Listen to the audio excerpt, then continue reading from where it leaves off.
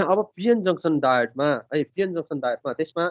Source कसरी connect गरेको छ है सोर्स भनेको भोल्टेज सोर्स हामीले युज गर्ने के हो डीसी सोर्स है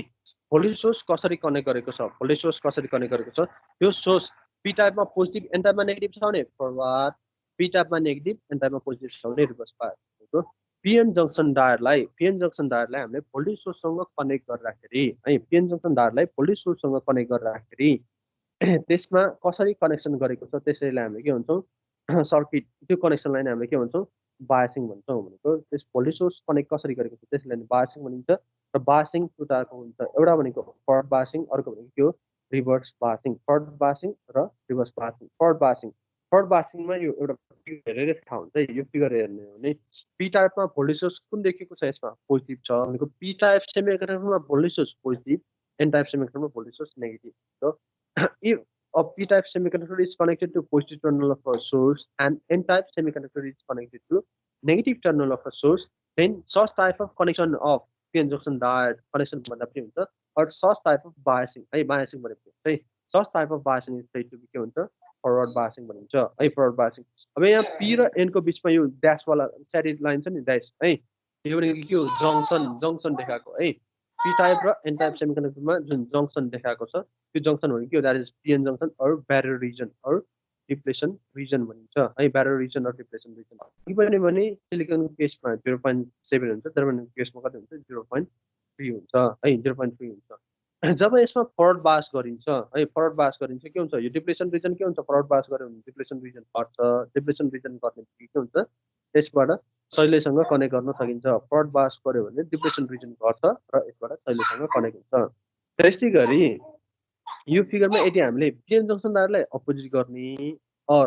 त्यो भोल्टेज सोर्सलाई अपोजिट रिभर्स गर्यो भने के हुन्छ that is P type semiconductor के हुन्छ नेगेटिभ टर्मिनलमा कनेक्ट गर्यो पी टाइप सेमिकन्डक्टर नेगेटिभमा कनेक्ट गर्यो त्यस्तै गरी एन टाइप सेमिकन्डक्टरलाई पोजिटिभमा कनेक्ट गर्यो भने यो फिगर है if P type semiconductor is connected to negative terminal of the source and n-type semiconductor is connected to positive terminal of the source, then such type of connection of a diode or such type of biasing is said to be given. So that's like reverse biasing भनिन्छ है simply बुझ्ने हो भने p type negative र n टाइपलाई positive सोर्समा connect गर्ने के त्यो बायसिङलाई नै के भनिन्छ रिभर्स बायसिङ भनिन्छ रिभर्स बायसिङ अब रिभर्स बायस गर्ने बेला हेरौँ है फरवर्ड बायसमा के भएको थियो फरवर्ड बायसमा पी टाइपमा पोजिटिभ के हुन्छ रिपेल हुन्छ एन टाइपमा नेगेटिभ के छ रिपेल डिप्लेसन रिजन के हुन्छ डिक्रिज हुन्छ है तर रिभर्स बायसमा के हुन्छ पी टाइपमा के छ नेगेटिभ सोर्स कनेक्टेड छ एन टाइपमा के छ पोजिटिभ सोर्स कनेक्टेड छ पी टाइपमा नेगेटिभ के हो पी टाइपलाई के गर्छ यसले एट्र्याक्ट गर्छ एन टाइपमा के छ पोजिटिभ छ एन टाइपमा के हुन्छ इलेक्ट्रोन हुन्छ त्यसलाई पनि के हुन्छ पोजिटिभ सोर्सले एट्र्याक्ट गरेको के हुन्छ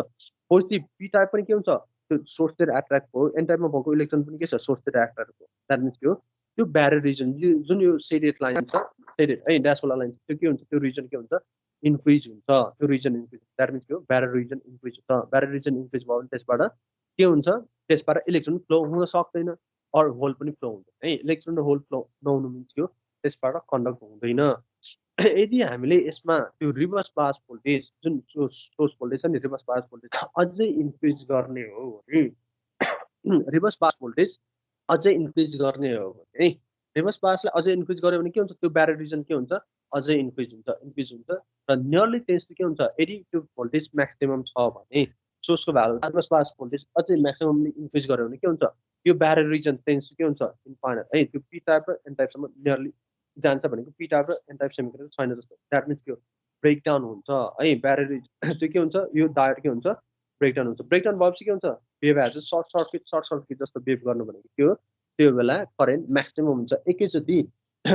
वाट्टै करेन्ट भयो है ड्रास्टिकली करेन्ट इन्क्रिज हुन्छ यो ब्रेकडाउन हुने बित्तिकै के हुन्छ करेन्ट ड्रास्टिकली इन्क्रिज हुन्छ करेन्ट ड्रास्टिकली सर्ट सर्किट भयो है सर्ट सर्किटको वेभ गर्छ करेन्ट ड्रास्टिकली इन्क्रिज हुन्छ जसले गर्दा के हुन्छ त्यो त्यसपछि यसले चाहिँ कन्डक्ट गर्छ नत्र भने के हुन्छ रिभर्स बायसमा हामी प्र्याक्टिकली पनि गरेका छौँ रिभर्स बायसमा करेन्ट पहिला कतै आउँछ 0 त्यसपछि 0 त्यसपछि बल्ल सर्टेन भोल्टेज इन्क्रिज गरेपछि कति आउँछ 1 माइक्रोएम्पियर 2 माइक्रोएम्पियर 3 माइक्रोएम्पियर है त्यतिसम्म आयो त्योभन्दा बढी चाहिँ हामीले देख्न पाएन है त्योभन्दा बढी देख्न पाएनौँ यदि त्यो ब्रेकडाउन भएको भए चाहिँ के हुन्छ त्यो मिलिएम्पियर त्यो रेन्जमा जुन फरवर्ड बायसमा जस्तो थियो त्यस्तै रिभर्स बासमा straight line downward straight line आउँछ तर त्यो देखिएन है भनेको यसको ब्रेकडाउन भोल्टेज चाहिँ हाई हुन्छ र ल्याबमा मैले भनेको थिएँ 30 भोल्ट कुनैमा 35 32 त्योभन्दा बढी हुनसक्छ कुनैमा चाहिँ 45 भनेको हाई भ्यालु हामीसँग भएको कति छ त्यसमा 30 हामीले युज गर्ने भ्यालु भनेको कति छ 30 छ ब्रेकडाउन हुन पाउँदैन त्यही भएर हामीले थर्ड बासमा पिएन जङ्सन डायोड कहिलेसँग ब्रेकडाउन हुन्छ रिभर्स बासमा चाहिँ ब्रेकडाउन हुन पाउँदैन है ब्रेकडाउन गर्ने हो भने त्यसमा के हुनु पर्यो टेम्परेचर बढी हुनु पर्यो अर भोल्टेज सोर्स चाहिँ इन्क्रिज गर्नु है